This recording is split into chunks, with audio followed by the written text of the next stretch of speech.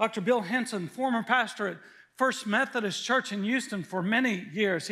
He's gone on to be with the Lord for some time, but he shares the story that when he went to the First Methodist Convention, he was a young minister and he didn't know what he was doing and he was uncomfortable. He was just kind of discombobulated, and he must have looked the part because he said that there was an older gentleman that came and said to him, do you know, introduced him and said, do you know where you're staying tonight?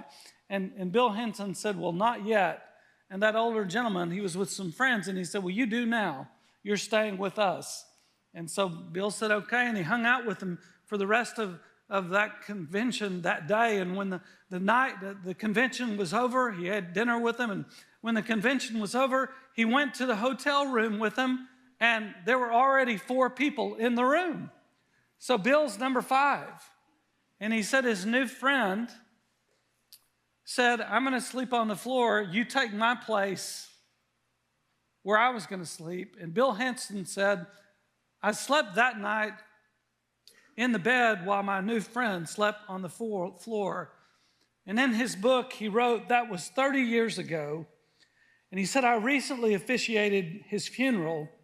And he said, every person in that room became a lifelong friend because of this man's willingness to put me first. That's greatness.